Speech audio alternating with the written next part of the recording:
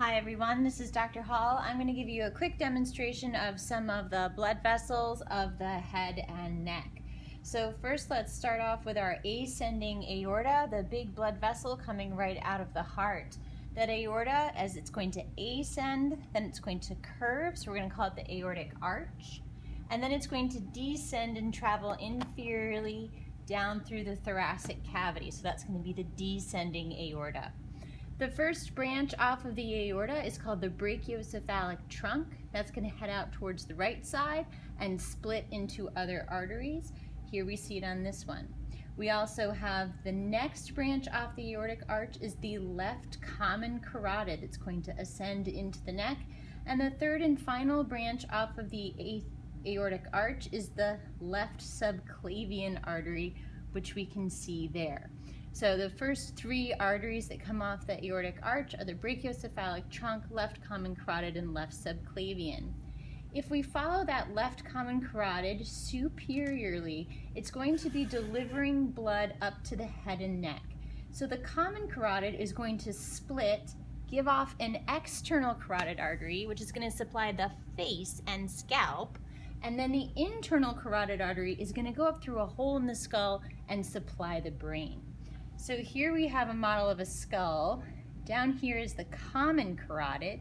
You can see the external carotid travels superficially, supplies the face and scalp.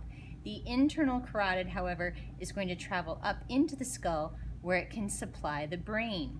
So as we look inside the skull, we see those internal carotid arteries on either side coming in.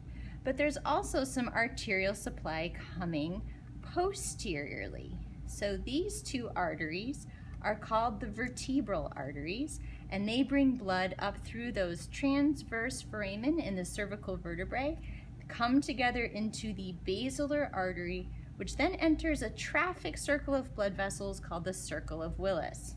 Here's another model where you can see the base of the brain now, which was sitting in the skull.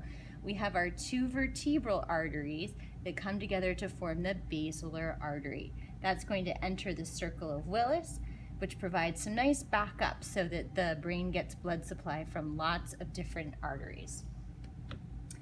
After supplying the brain, blood is then going to need to drain through veins to get back to the heart and lungs.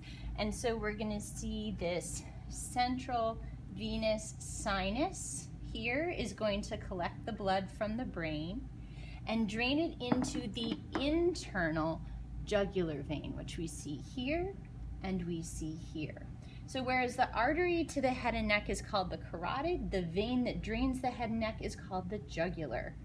So we have the internal jugular vein. There is also an external jugular vein that drains the face and scalp, and that is located superficial to the sternocleidomastoid muscle. So you can see it here. That is the external jugular vein. On this model here, we can just see a little stub of it. That's your external jugular vein. This is your internal jugular vein. So those are the veins and arteries of the head and neck.